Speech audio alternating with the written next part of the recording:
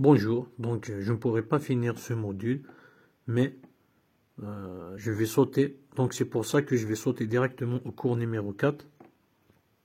Donc je vais ici, ici on va voir la différence rapidement entre les théories sociologiques classiques et les théories sociologiques modernes. Donc les théories sociologiques classiques, donc c'est des théories européennes des fondateurs de la sociologie. Donc elle date du 19e siècle jusqu'au début du 20e siècle, donc à l'exemple de Durkheim, Weber, Doniz, Spencer et Simmel. Donc ces théories sociologiques classiques sont caractérisées par une interprétation historique et critique. Voilà, qu'est-ce que ça veut dire?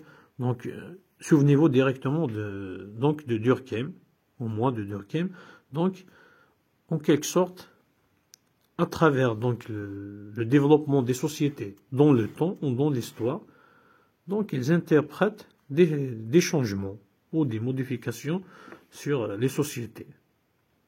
Et critiquent, donc ils donnent leur avis, etc., leur vision sur la société. C'est ça, interprétation historique et critique. Donc deux idées principales des paradigmes, des paradigmes donc des théories sociologiques classiques, issus des nouvelles sciences, comme le modèle organique de la biologie, le modèle historique de l'histoire, le modèle des sciences exactes, un titre d'exemple des mathématiques. Voilà, en quelque sorte, elles sont influencées par d'autres sciences, d'autres nouvelles sciences.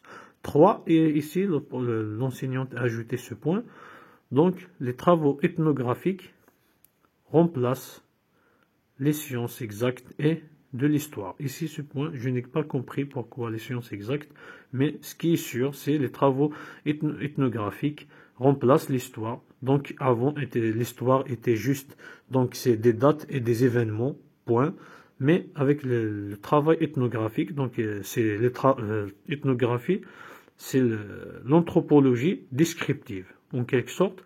Donc, il y a des dates, il y a une étude, il y a des événements, mais il y a beaucoup plus. Donc, c'est une description à travers le temps de plusieurs aspects de la vie de l'être humain en détail.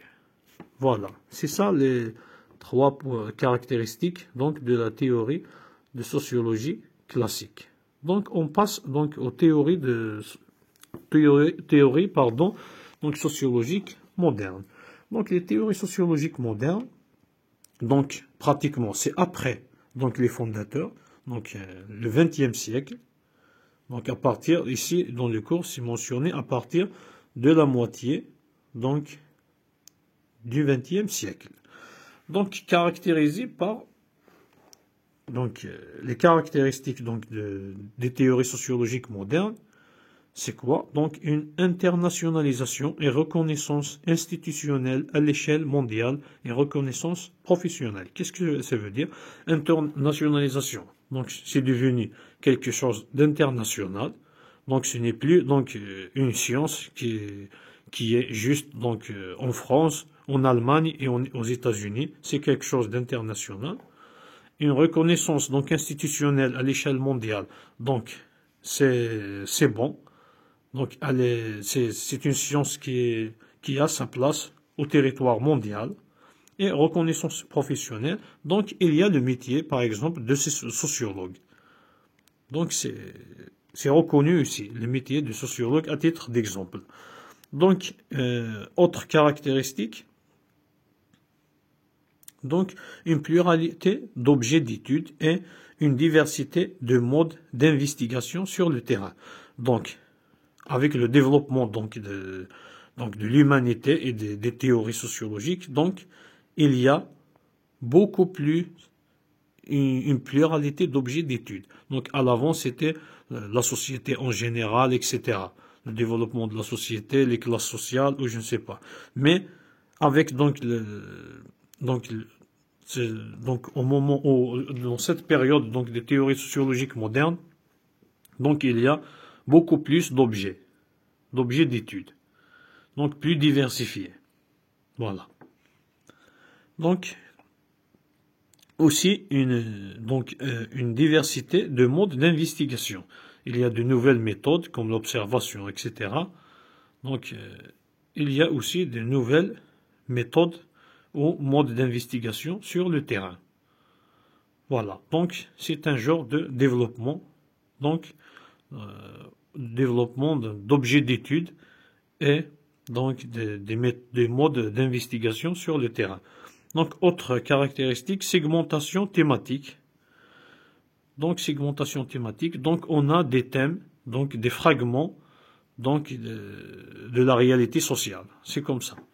Donc, qu'est-ce que ça veut dire? Donc, on n'est pas, donc, ce n'est pas des théories, donc, qui cherchent, par exemple, quelque chose de global sur la société. Mais c'est des théories qui traitent ou qui parlent donc de quelque chose qui traite des thèmes plus précis. Voilà. Ce n'est pas quelque chose de global. Genre de théories, par exemple, sur le travail. Des théories sur le travail. Voilà, l'organisation et le travail. Voilà. Donc, au contraire, donc les théories sociologiques classiques étaient des constructions théoriques globalisantes. Voilà. Donc, autre caractéristique, donc on a informatisation. Donc, c'est le système, le développement du système de l'information, de l'informatique en général, et son utilisation dans les travaux de recherche de la sociologie. Voilà. Autre point, différenciation institutionnelle. Ce point, je ne suis pas sûr que c'est les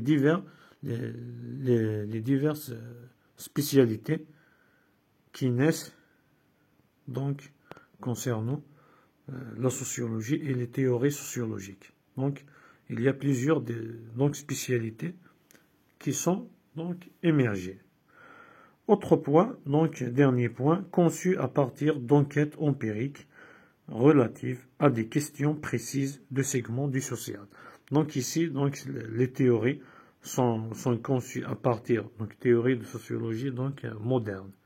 Donc sont conçues à partir d'enquêtes empiriques relatives à des questions précises de segments social, ce qui veut dire que ces théories, donc on a dit qu'elles ne traitent pas donc des thèmes globaux de la société.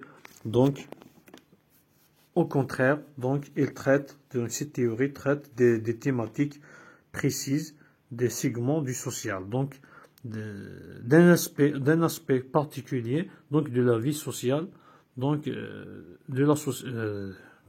des individus. À l'exemple du travail, à titre d'exemple. Voilà. Donc, par exemple, les relations, donc une théorie de relations entre les individus dans le travail. Ça, c'est une question précise et qui traite un segment du social. Voilà, normalement c'est ça. J'espère que ce sera utile. Merci pour l'écoute et bonne chance demain à l'examen.